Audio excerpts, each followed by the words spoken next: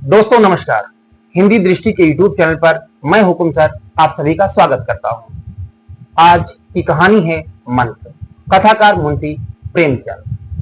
कथा का मंतव्य यही है कि जब समय का चक्र घूमता है तो कब वह राजा को रंग और रंग को राजा बना देता है, कुछ पता नहीं चलता।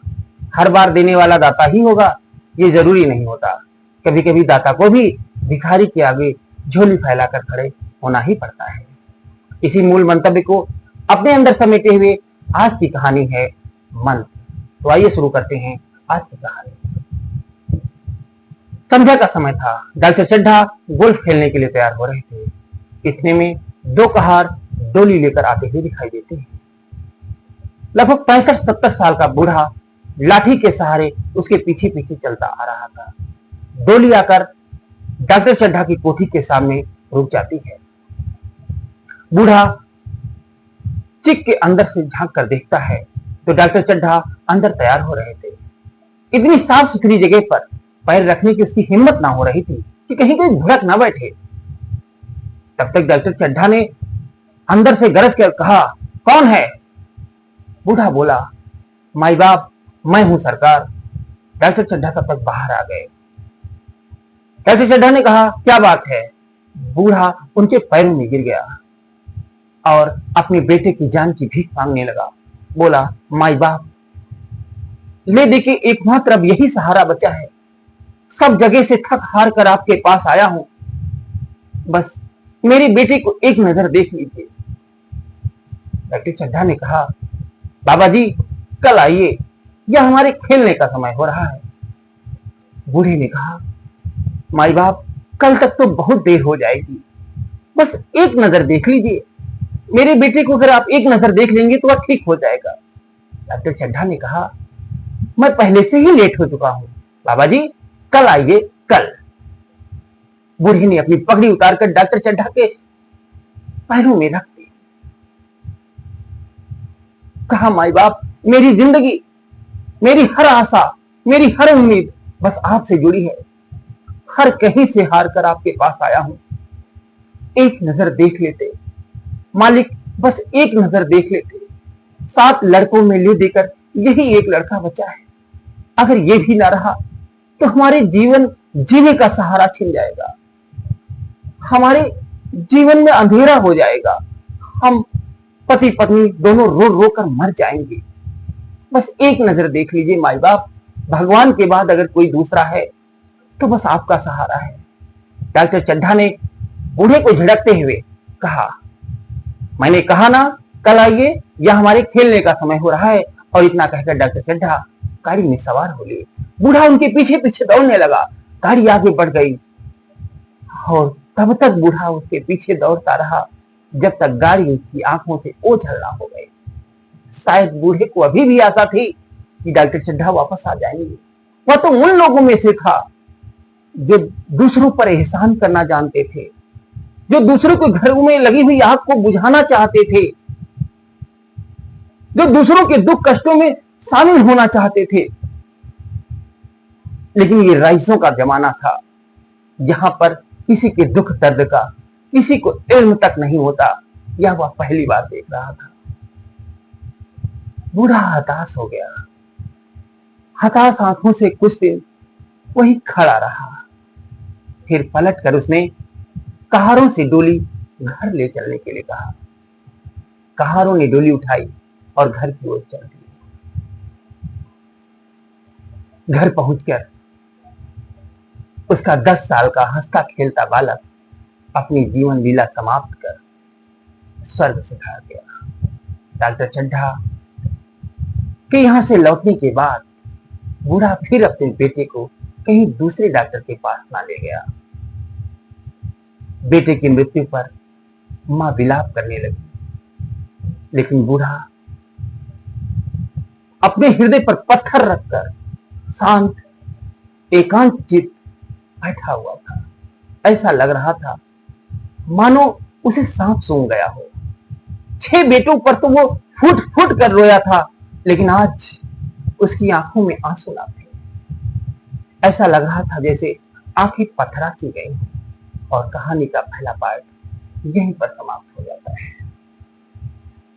कहानी के दूसरे पार्ट की शुरुआत डॉक्टर चड्ढा की उस आलीशान कोठी से होती है। उनका लगभग 20 साल का लड़का, जिसकी आज कहानी के दूसरे पार्ट की शुरुआत डॉक्टर चड्ढा की उस आलीशान कोठी से होती है, जहां आज जश्न का माहौल है, क्योंकि आज डॉक्टर चड्ढा के इकलौते बेटे कैलाश का जन्मदिन है। डॉक्टर चड्ढा इधर उधर मित्रों के साथ मिल रहे हैं। आज कैलाश को भी बिल्कुल फुर्सत नहीं है। कोई कैलाश को इधर आवाज देता कि कैलाश जरा मेरी सुनो, दूसरी तरफ कोई आवाज देता कैलाश जरा मेरी तो सुनना, तीसरी तरफ कोई कहता कैलाश क्या उधर ही रहोगे, इधर ना आओगे। कैलाश नंगे पांव इधर से इधर बार बार भाग रहा था। जश्न की तैयारियां हो रही थीं। मित्रों रिश्तेदारों के आने का सिलसिला जारी था। पूरा घर जगमग हो रहा था। इतने में एक रमणी मृणालिनी कैलाश के पास आती है और कहती है कैलाश, एक इच्छा है मन में, बोलो तो कहूं। कैलाश कहता है बोलो, क्यों नहीं। मृणालिनी कहती है मुझे सांप देखने का मन हो रहा है, चल के जरा एक बार मुझे अपने सांप दिखा दो। कैलाश सांपों का बचपन से शौकीन था। सांप की पूरी एक कोठरी थी, जिसमें बहुत सारी पिटारियां रखी हुई थी, जिसमें एक से एक विषधर सांप थे। कैलाश मानो सांपों के प्रति इतना सहनशील था, सांपों के प्रति इतना उसका हृदय आतुर रहता था कि दुनिया से बड़ा विषधर सांप भी वो देख लेता तो उसे अपने वश में कर लेता। सांप भी मानो उसके दीवाने से थे। मृणालिनी की बात पर कैलाश ने कहा, देखो मृणालिनी, आज ये सांप दिखाने का सही समय नहीं है, फिर कभी देख लेना। मृणालिनी ने कहा, नहीं, मुझे तो आज ही देखना है। हाँ, बस उतनी देर नहीं लगाऊंगी कि प्रोग्राम समाप्त हो जाए। अभी केक काटने का भी तो समय नहीं हुआ है, चल के दिखा क्यों नहीं देते। इतने में अन्य मित्र भी वहां पर इकट्ठा हो गए और चुल मजाक करते हुए बोले, अरे जब मृणालिनी कह रही है तो दिखा क्यों नहीं देते। कैलाश ने कहा, काफी देर हो रही है, पिताजी भी बार बार आवाज दे रहे हैं। दूसरे दोस्त ने कहा, ये तो बहाने हैं, आप दिखाना ही नहीं चाहते। जब मृणालिनी ने देखा कि कैलाश का बहुत ज्यादा मन नहीं है, तो मृणालिनी ने भी झेपते हुए कहा, चलो कोई बात नहीं, फिर कभी देख लेंगे। तो उनमें से एक मित्र बोला, अरे मैडम, आप तो आज ही देखना चाहती हैं, पर कोई दिखाए तो सही। यह सुनकर कैलाश को थोड़ी गुस्सा आई, पर उसने उस पर ज्यादा तवज्जो नहीं दी। लेकिन तभी एक मित्र बोला, हो सकता है दांत तोड़ दिए हों, इसलिए दिखाने से कतरा रहे हैं। इस बार कैलाश को गुस्सा आ गया। कैलाश ने आनन फानन में आओ देखा ना ताओ और जा करके दरवाजा खोल दिया और सभी मित्रों को अंदर आने का आह्वान किया। सभी मित्र अंदर आ गए। कैलाश ने एक से बढ़कर एक पिटारियां उठाई और विषधर से विषधर सांपों को दिखाना शुरू किया। वह एक एक का मुंह खोलता और दिखा देता कि मैंने किसी के साथ कोई अन्याय नहीं किया है, मैंने किसी के दांत नहीं तोड़े हैं। कैलाश ने कहा, दांत तोड़ना तो मदारियों का काम है, मैं दांत नहीं तोड़ता, ये सांप सब हमारे मित्र हैं। इतने में एक मित्र ने कहा, उस पिटारी में क्या रखा है? उस दूर पिटारी में मुझे लग रहा है कि उसमें भी सांप ही है। कैलाश ने कहा, हाँ, उसे जल्दी ही पकड़ा है, बड़ा विषधर सांप है। एक मित्र ने कहा, तो दिखा क्यों नहीं देते, कहीं उसके दांत तो। कैलाश का क्रोध और बढ़ गया। मृणालिनी ने सोचा कि शायद अब बहुत देर हो जाएगी। उसने कैलाश से कहा, छोड़ो कैलाश, फिर कभी दिखा देना। लेकिन कैलाश अब सबकी शंका समाधान करना ही चाहता था। कैलाश उठ खड़ा हुआ और उसने उस पिटारी को उठा करके सांप को बाहर निकाल लिया और तेजी के साथ सांप की गर्दन को दबाया। इतनी बेरहमी के साथ कैलाश ने कभी सांपों के साथ ऐसा व्यवहार नहीं किया था। सांप भी कैलाश के इस व्यवहार पर आश्चर्यचकित था। उसे समझ नहीं आ रहा था कि आखिर कैलाश उससे क्या चाह रहा है। कहीं कैलाश उसकी जान तो नहीं ले लेगा। कैलाश ने उसका मुंह चीरते हुए उसके दांतों को लोगों को दिखाते हुए कहा कि अपनी शंका समाधान कर लो। आंखों देखा विश्वास करो, मन में शंका रखने की जरूरत नहीं है। मृणालिनी को यह सब अच्छा नहीं लग रहा था। इतने में मृणालिनी ने कहा, देखिए भाई, मैं तो चलती हूं, अब मुझसे सब देखा देखा नहीं जा रहा। आप लोगों को आना हो तो आओ, रहना हो तो यहीं रह जाओ। इतने में मृणालिनी आगे बढ़ गई, लेकिन कैलाश ने जैसे ही सांप की गर्दन को ढीला किया, सांप ने कैलाश की उंगली में डस लिया और कैलाश की उंगली से टप टप टप खून टपकने लगा। इतना विषधर सांप कि कोई जिसे एक बार डस ले तो पानी तक ना मांगे। देखते ही देखते कैलाश को मूर्छा आने लगी। कैलाश ने तत्काल जड़ी लाने को कहा। जड़ी पीसकर जब तक लाई जाती, कैलाश ने पंखा झलने को कहा। कैलाश को मूर्छा आ रहा था। कैलाश जमीन पर ही लेट गया।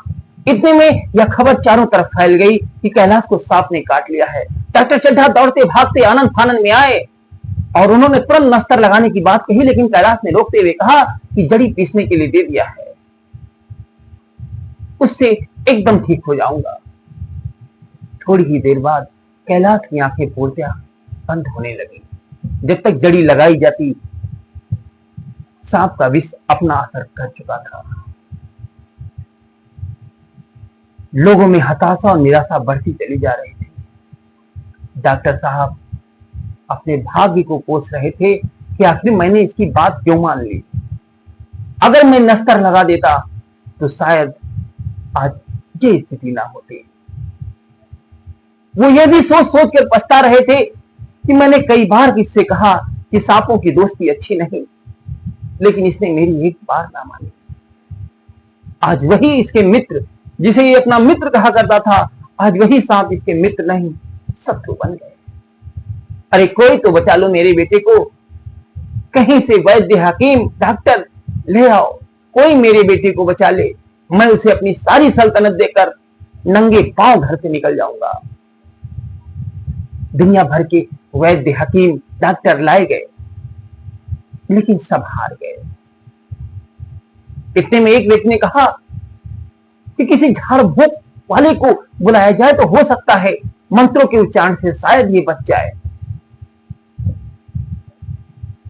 अगल बगल से झाड़ फूक वाले को भी लाया गया, लेकिन झाड़ फूक करने वाले की मंत्र डालने की हिम्मत तक ना पड़ी। कैलाश का शरीर पूरा नीला पड़ चुका था। डॉक्टर साहब ने आखिरकार कैलाश की नब्ज को टटोला। नब्ज का कहीं आता पता नहीं था। डॉक्टर चड्ढा समझ चुके थे कि कैलाश अब इस दुनिया में नहीं रहा। हर तरफ मातम और सन्नाटा पसर गया।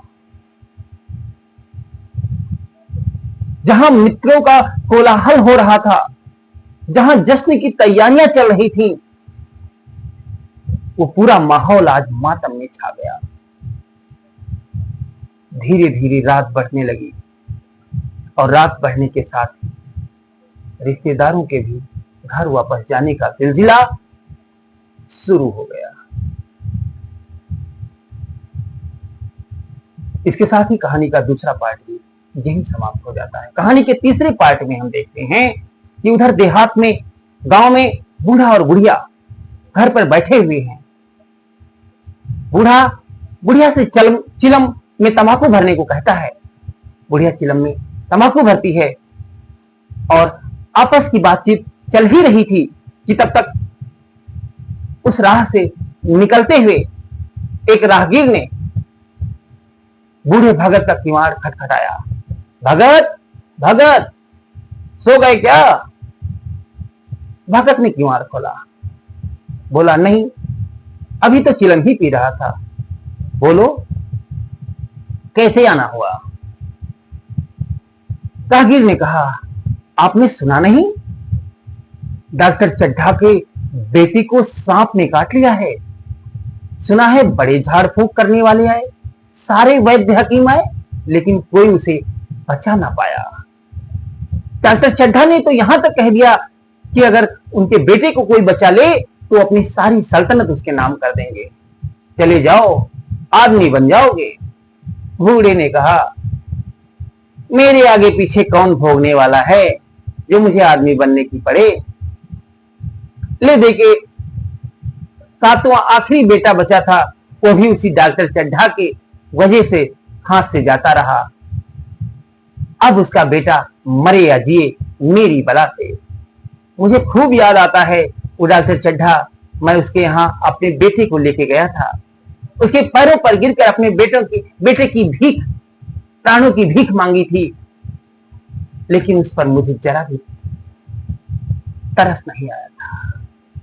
मेरा बेटा तो मेरे हाथ से चला गया, मेरा क्या, मेरे तो 7 बेटे थे, एक एक करके सबका दुख मैं सह गया, लेकिन उसका तो इकलौता बेटा है ना।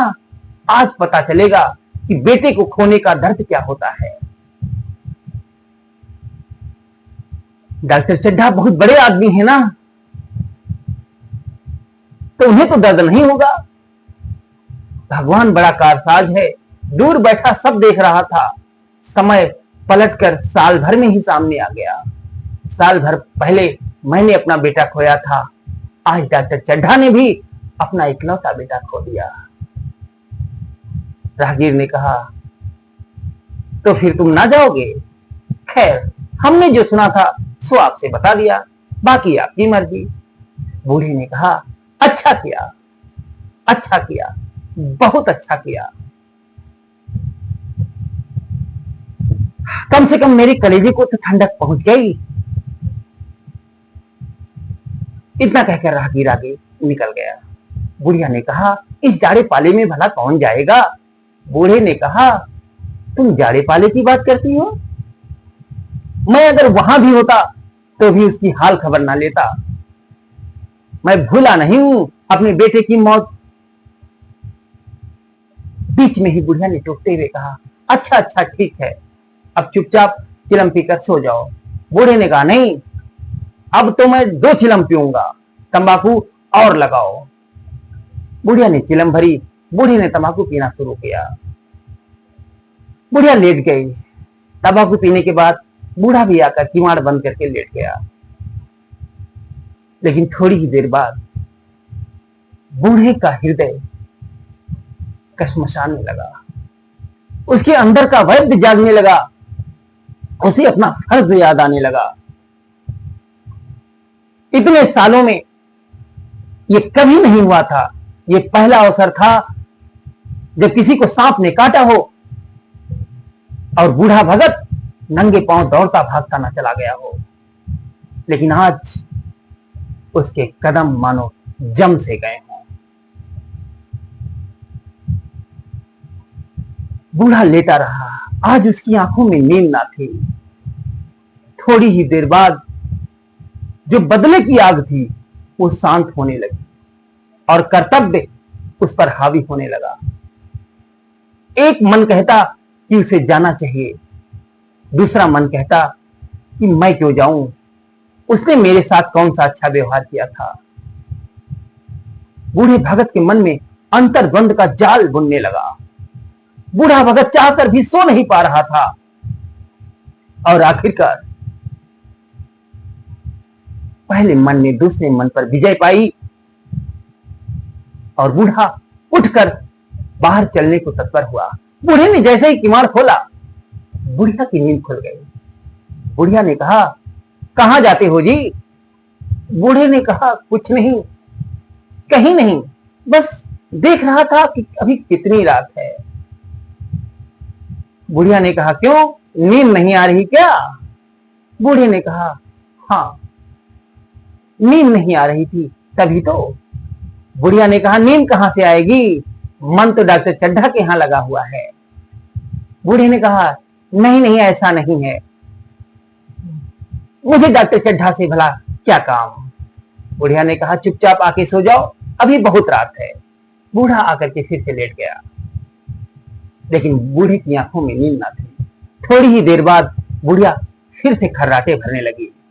इस बार बूढ़े ने बहुत ही सहमे कदमों से दरवाजा खोलकर बाहर निकल गया। बूढ़ा जब बाहर निकला तो चांदनी रात चारों तरफ छितरी हुई थी।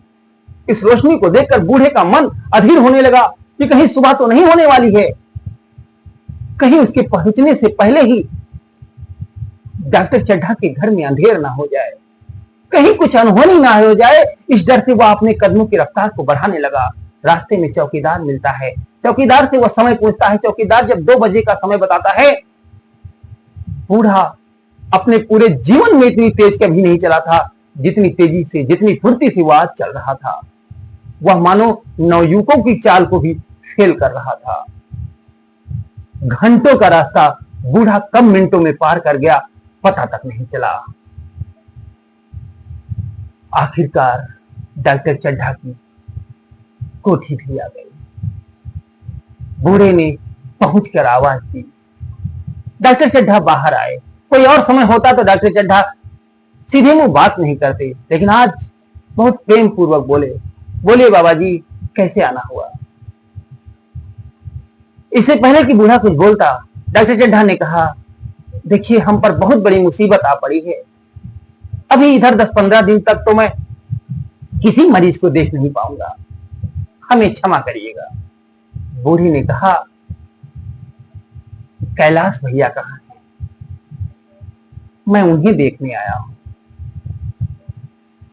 डॉक्टर चड्ढा ने बूढ़े से उसका परिचय पूछा तो बूढ़े ने कहा कि मैं मंत्र फूकने वाला इंसान हूं, मैं झाड़ फूक करने वाला हूं। एक बार मुझे कैलाश बेटे को दिखा दें, हो सकता है कुछ हो सके।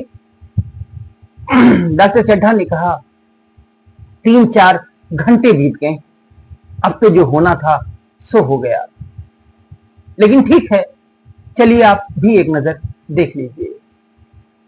बूढ़ा जैसे ही कैलाश की लाश के पास पहुंचता है, उसकी नब्ज को टटोलता है, मुस्कुरा उठता है। बूढ़ा बोला,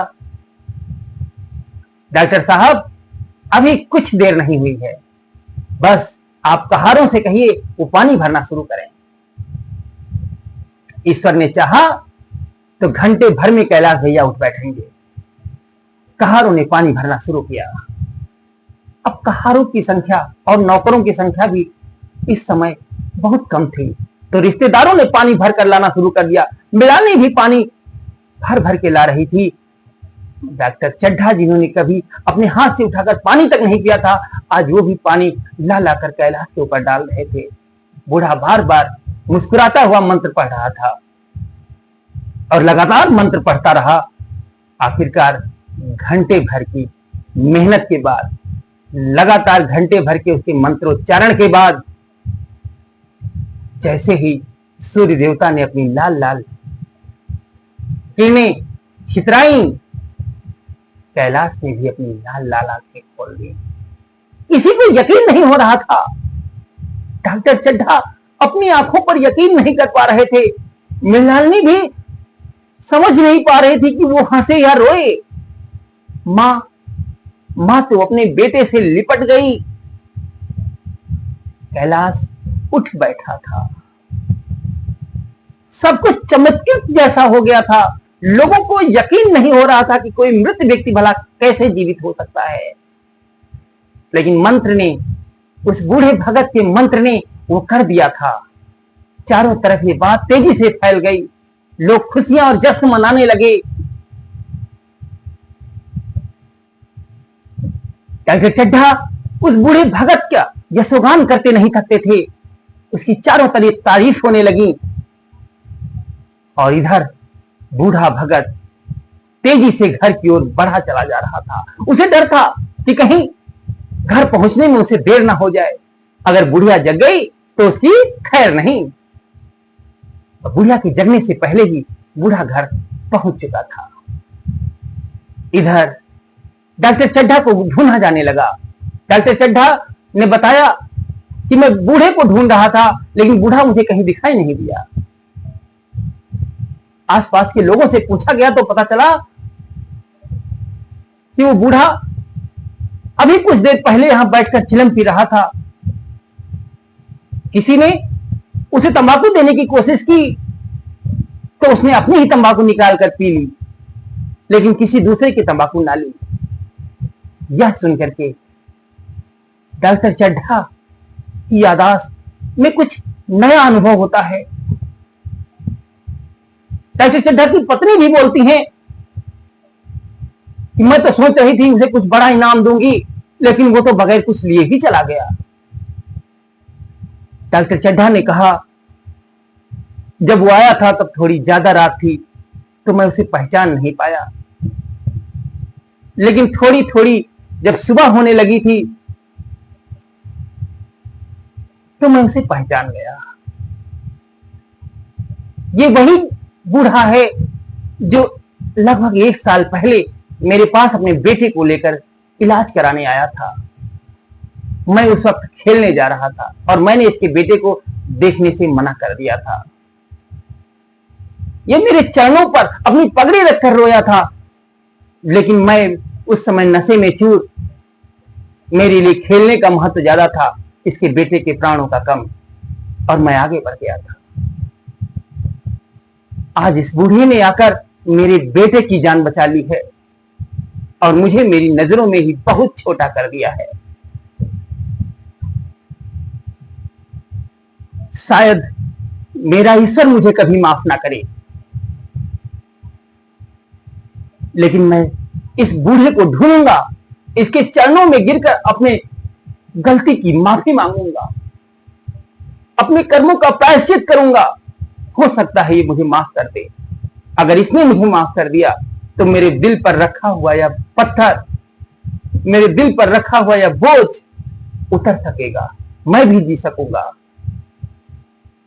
कुछ हो ना हो, इस बूढ़े ने मेरे बेटे की जान बचाकर मेरे हृदय को बिल्कुल बदल दिया है। अब मैं गरीब अमीर में कोई भेद नहीं मानूंगा। अब मैं अपने कर्तव्य के प्रति हमेशा निष्ठावान रहूंगा, हर गरीब अमीर की मदद करूंगा, क्योंकि अगर आज वह बूढ़ा मेरे बेटे की मदद करने ना आता तो शायद मेरा इकलौता बेटा मेरे हाथ से चला जाता। धन्य है वह बूढ़ा और धन्य है उसकी कर्मनिष्ठा। मैं उसके पैरों पर गिरकर उसे सारी सल्तनत देने की कोशिश करूंगा। यकीनन मैं जानता हूं कि वह कुछ नहीं लेगा, लेकिन कम से कम मैं अपने पापों का प्रायश्चित तो कर पाऊंगा। और इसी प्रायश्चित और इसी पश्चाताप के साथ मुंशी प्रेमचंद की कहानी मंत्र यहीं पर समाप्त हो जाती है। और ऐसी ही मनोरंजक कहानियां सुनने के लिए हमारे चैनल को लाइक, शेयर और सब्सक्राइब करिए। और फिर मिलते हैं आपके साथ एक नई कहानी के साथ। बहुत बहुत धन्यवाद। नमस्कार।